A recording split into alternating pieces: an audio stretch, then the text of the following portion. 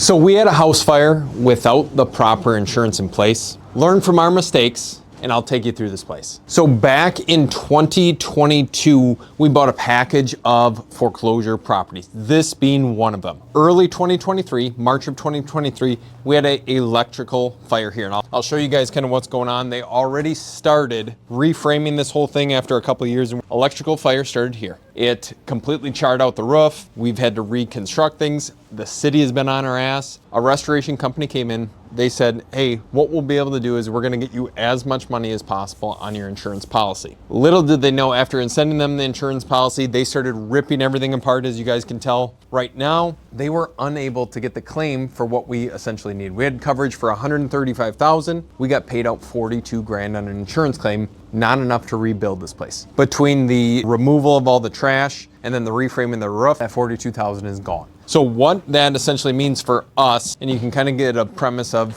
what this house looks like. We're gonna change up the layout just a tiny bit when we're in the process of reconstructing, but we had actual cash value insurance, which covers a place on a prorated basis, meaning if the roof is older, if the siding's older, if the plumbing, electrical, drywall, whatever that case is all older, they're gonna give you the minimum dollar amount possible for those things. Now, luckily in our case, we had a new kitchen going in, we had new drywall, we had new windows, so they still paid us out some, but we could have gotten even less money if we hadn't have done those things. So the house was essentially done when that fire took place. They literally have to reframe this entire thing. So all new trusses, they're sistering in next to the burnt out ones. We're going to have to rebuild probably some of the gables because those are charred out as well. We already painted the exterior. They're gonna probably have the roof on by the end of the week, or at least the new sheeting on by the end of the week. And we'll be rolling with some steam in this place, but we'll kind of squeeze through these. And I can't really show you guys a whole lot, but honestly, we might be able to save some of the plumbing that's currently in here that wasn't affected by fire. It was obviously covered up. We will have to rewire everything. And the nice part is we could pull the wire ourselves and have the electrician install everything so it's proper, so it's up to code. But once these guys are done with the roof, slowly but surely, we are just going to throw a little money at it every now and again so we come out fine on the profit side of things. So on this main floor,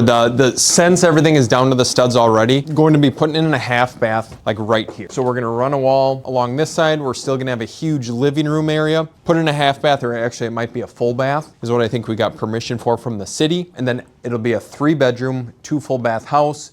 There is no garage, which is a downfall, but this will be a rental because our office is right next door. And the biggest issue with all of this stuff is the city has been on our ass for the last roughly year or so. Since the roof, we had it tarped, the tarp tore. We could have just retarped it, but it is what it is there. But they have been on us to get this repaired, get it fixed. The main thing that they care about is at least the exterior being clean and taken care of. Then we can slowly work on this interior. There's no time frame that's needed to fix all this stuff up. So you can see all these studs still have the screws in them. The restoration company did not take any of those out, of course. We're gonna have to re-insulate everything. There's probably some, like this is all asbestos duct wrap. So we'll either have to encapsulate that or paint it or whatever the case is there, just not disturb it. But there's all old knob and tube wiring in here. That was probably the main reason the electrical fire had happened to begin with. And the one thing that I do want to keep, and I know this was featured in the upstairs as well, would love to have this exposed because I think this chimney look is really cool. It's not being used anymore, and we'll put in a new water heater furnace that isn't vented out there, but I still think that original brick look adds some character to the place. This was the kitchen. We will see where it goes, but we're gonna show you guys some update. Ranch style house in Oshkosh, turning out great. We're gonna show you a mobile home that we're walking through, and I'm expecting the place to be pretty rough.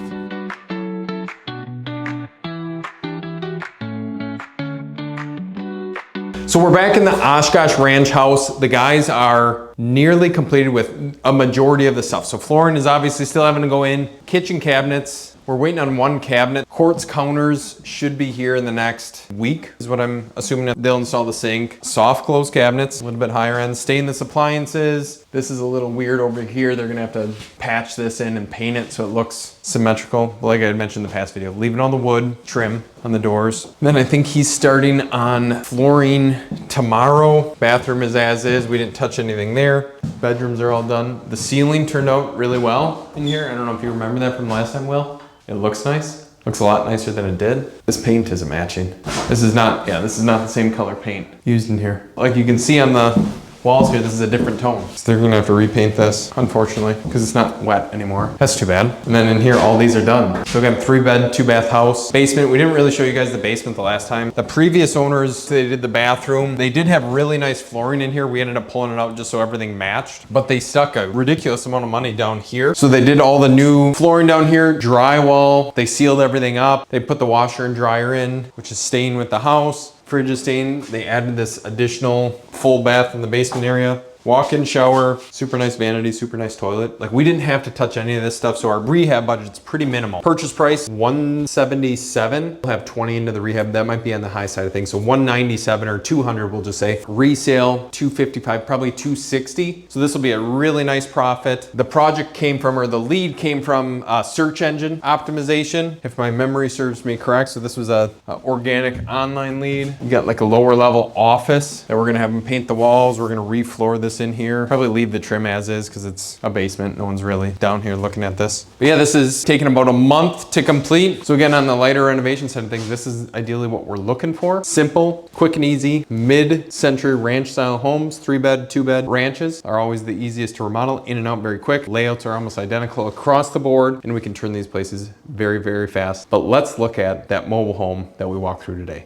So we just walked through a mobile home here today, and the property, it needed some TLC, so we're gonna break down the numbers. And with mobile homes, they don't sell for as high as like a traditional stick-built house or something that's constructed on that basis. So I'm just going through this as if it is a normal stick-built house. It doesn't really matter to me if we get it or not. So it had a leaky roof that we'll notice when we were walking through. I put about $900 for a patch or a repair on that. Gutters, had no gutters, about $840 there. Windows were shot. Even though the house was built 20, 25 years ago, every single window was shot. Some of them were busted out. We pay about $465 or $455 per window for installation and material. So that's where I'm arriving at. Deck, the deck was actually sagging down. Probably was never constructed right to begin with. Do we need to stick $4,600 into a new deck? Probably not. But again, if we don't decide to do it, we're just making that much more in profit. If we end up getting the place, landscaping, $500 because it was overgrown, it was ugly, it needs to be power washed, that sort of stuff. Electric, plumbing, we always typically budget $3,000 for that because stuff comes up and electrician or plumbers are not cheap by any stretch of the imagination, so we need to budget accordingly.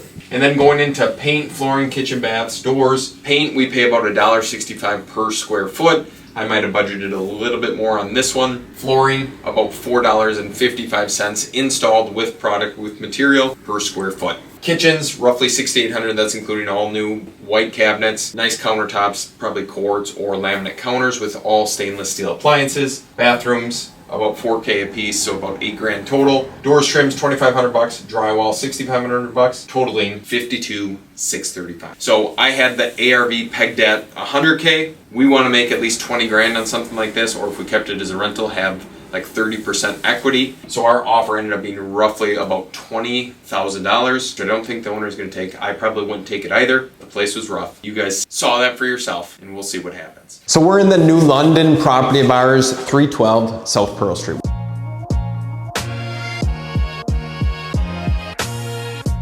We're actually in the process of selling this. We're in the business rental side right now. It's a small commercial space, if you want to call it that. The previous people that were in here, they were an engineering firm. They left like December-ish time frame. And we have these little space heaters. So it's just electric baseboard heat. We have a wall heater right here, but then in the bathroom, a big deal. We can see that this door isn't sealed all too well, but they didn't have the space heater on in the bathroom. So what ended up happening is toilet froze, pipes burst underneath here. When everything thawed, the flooring was a couple 100 gallons of water just running down. So we had to replace all the flooring in here. Now, because we're in the process of selling it, we had reached out to property management. They are going to try releasing this side $400 per month. The other side, we had actually given a notice to vacate because the person was looking at owner occupying it. That's at $1,100 per month. It's just not going to work out. So they're moving out. Now we need to release that side, release this one, see what happens. But it's just the joys of owning rental property. Trying to sell rentals is always difficult no matter what the situation or scenario is. And that's where if you can find someone to buy them as like a turnkey investment,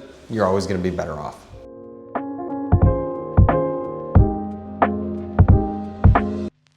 back in the Oshkosh condo, the place is wrapping up here probably in the next few days.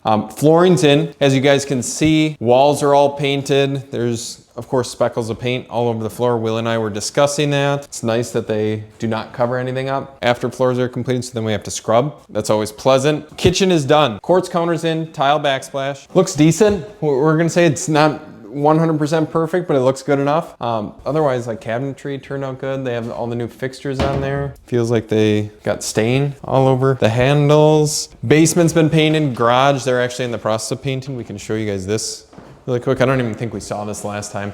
We're painting the garage because it looks a little dingy, run down, but we'll make the most of it. They're cutting out all the tile here. That's all painted the two-tone color scheme.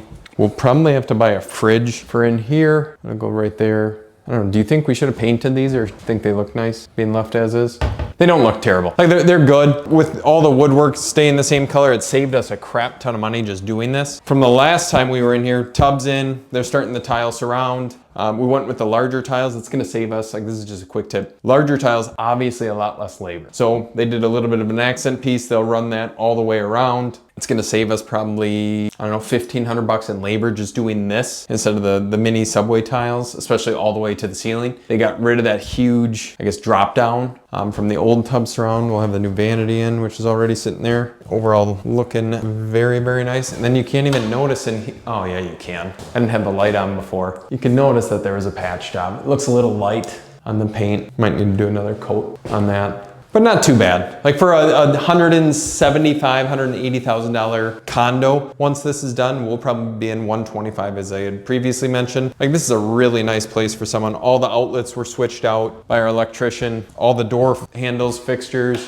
It's nice and bright, roomy. They fixed the outside fence because that was falling down. Now someone just needs to repaint it, which is not going to be us. Overall, not looking too shabby on this side of things. I don't know if there's anything else in here that really needs to be done. Some miscellaneous touch-up, finishes, restain some of the trim that needs it, which they're already in process of, but that'll pretty much conclude this video. Just kind of a day in the life of the renovation projects, the fire damage house, everything going on this week. We'll wrap it there, so see you guys in the next one.